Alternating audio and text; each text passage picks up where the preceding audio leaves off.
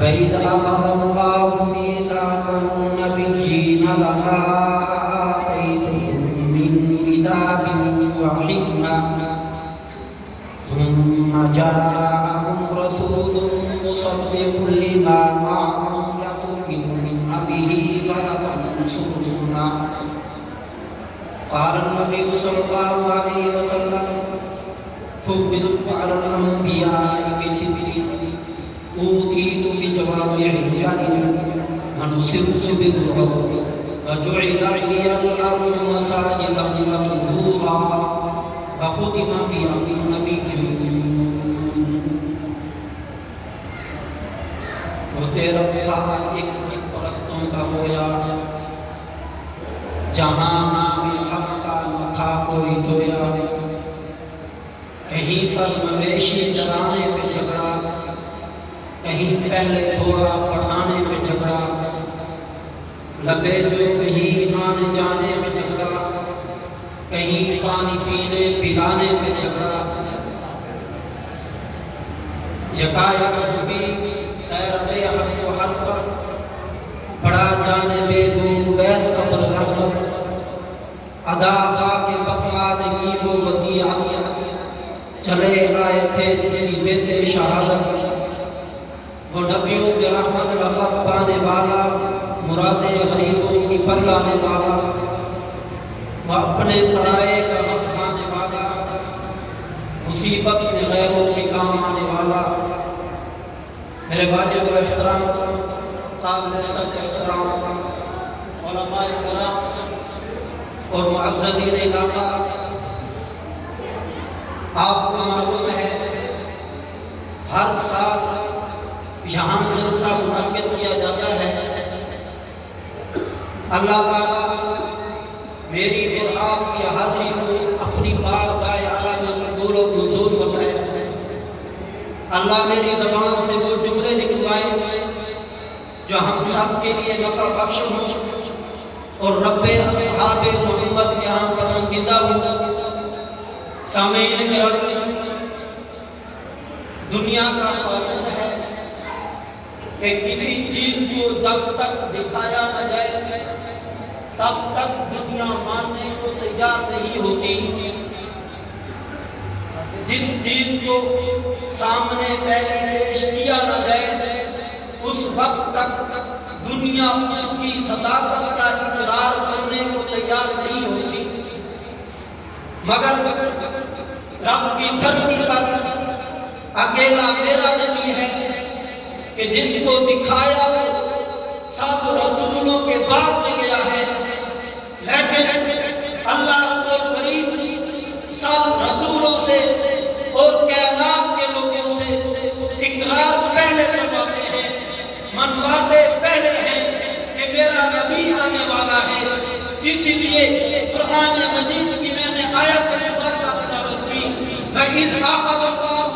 مِيثَاقَ النَّبِيِّينَ لَمَا آتَيْتُكُم. اللہ فرماتے ہیں وہ وقت یاد کرو کہ جب اللہ نے انبیاء کی جماعت سے میثاق کیا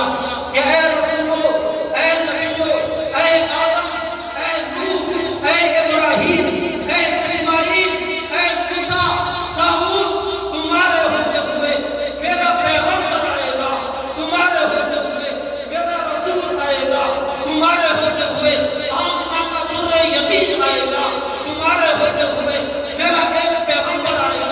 جو تمہاری کتابوں کی تصدیق کرے گا، جو تمہاری رسالت کی تصدیق کرے گا، جو تمہاری نبوت کی تصدیق کرے گا. تم ضرور اس پر ایمان بھی لانا، ضرور اس کی مدد بھی کرنے گا. کون آئے گا؟ میرا رسول آئے گا. ایک کے بعد دوسرا رسول آیا، انبیاء کا سلسلہ چلا. آدم علیہ السلام کی اولاد میں 1,44,000 کم و بیش پیغمبر اور رسول آئے. ہر ایک سے یہی عہد کیا گیا تھا، ہر ایک سے یہی نظام کیا گیا تھا کہ میرا رسول آئے گا، اس کی تصدیق بھی کرنا ہے، اس پر ایمان بھی لانا ہے. وہ تمہارے دور میں آ جائے تو اس کی مدد بھی کرنی ہے. آدم علیہ السلام نے 1,000 سال کرتے رہے کب وہ رسول آئے گا جس کے بارے میں عہد و پیمان لیا گیا ہے لَتُؤْمِنُنَّ بِهِ فَلَتَنصُرُنَّهُ میرے نبی پر ایمان لانا ہے میرے نبی کی مدد کرنا ہے آدم گزر گئے نوح آئے یہی لَتُؤْمِنُنَّ بِهِ فَلَتَنصُرُنَّهُ ان سے میثاق کیا گیا تھا انتظار کرتے رہے نوح علیہ السلام کی زندگی میں حضور نہیں آئے یہ سلسلہ چلتا رہا موسیٰ علیہ السلام آئے موسیٰ علیہ السلام وہ نبی ہیں جن کے بارے میں اللہ فرماتے ہیں وَلَقَدْ آتَيْنَا مُوسَى الْكِتَابَ وَجَعَلْنَا مَعَهُ أَخَاهُ هَارُونَ وَزِيرًا ہم نے موسیٰ کو کتاب تورات عطا کی پھر ان کے ساتھ ان کے بھائی ہارون کا وزیر مقرر کر دیا موسیٰ بھی انتظار کرتے رہے کہ کب وہ رسول آئے گا جس کے بارے میں ہم سے میثاق کیا گیا ہے مگر جناب موسیٰ علیہ السلام نے اسرائیل کی بھیڑوں کو سمجھاتے ہوئے وقت گزار دیا اور انتظار کرتے رہے وہ رسول اور وہ پیغمبر نہیں آیا ان کی زندگی میں موسیٰ علیہ السلام اس دنیا سے رحلت فرما گئے پھر داؤد علیہ السلام آئے داؤد کو زبور عطا کی گئی زبور وہ کتاب تھی کہ جس کے بارے میں اللہ فرماتے ہیں ہم نے داؤد کو زبور عطا کی داؤد کو زبور عطا کرنے کے ساتھ مزامیر عطا کیے داؤد کو زبور عطا کرنے کے ساتھ لے جائے عطا کیا لحن داؤدی عطا کیا وہ داؤد وہ زبور ہے کہ جس کی داؤد علیہ السلام جب تلاوت کرتے شجر و حجر انسان اور جناب داؤد کے ساتھ سن کر اس کتاب کی تلاوت کرتے ایک سما بن جاتا اور پھر لوگوں پر رکت طاری ہو جاتی لوگ مدہوش ہونے لگتے بعض لوگوں کی جانیں نکلنے لگ جاتی جناب سلیمان کھڑے ہوئے ادب سے اپنے بابا کے گھٹنوں پر ہاتھ رکھتے اور کہتے ابا جان تلاوت کی بس کر دیجئے لوگ کر رہے ہیں پھر جناب عیسیٰ علیہ السلام آئے جناب عیسیٰ علیہ السلام اسرائیلی بھیڑ کو سمجھاتے رہے کہ اللہ کی وحدانیت پر اقرار کرو مگر انہوں نے بھی جناب عیسیٰ پر تہمت باندھتے ہوئے اسرائیل نے جناب عیسیٰ علیہ السلام پر تہمت باندھتے ہوئے جناب عیسیٰ علیہ السلام کو سونی دینا چاہا مگر رب نے عرش پر اٹھا دیا اور داؤد اور عیسیٰ علیہ السلام اعلان کرتے گئے وَمُبَشِّرًا بِرَسُولٍ يَأْتِي مِن بَعْدِ اسْمُهُ أَحْمَدُ میرے بعد نبی آئے گا جس کا نام احمد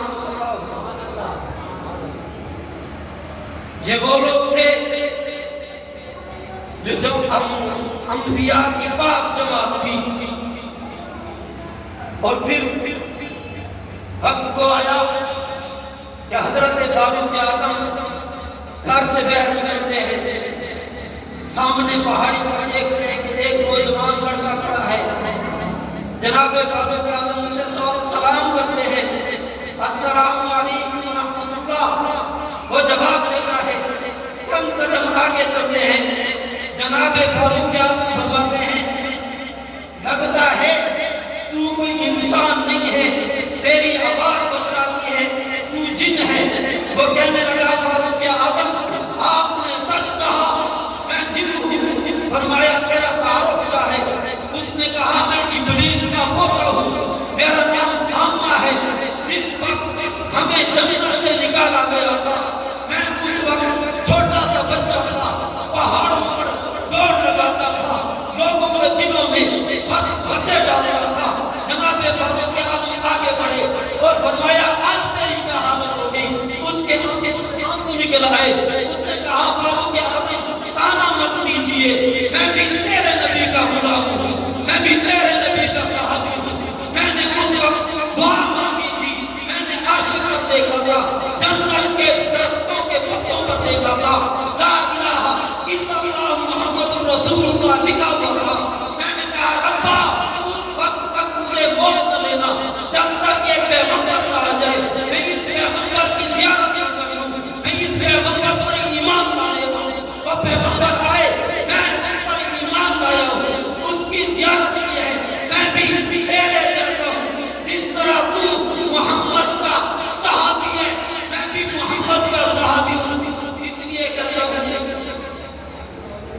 اس لیے کہتا ہوں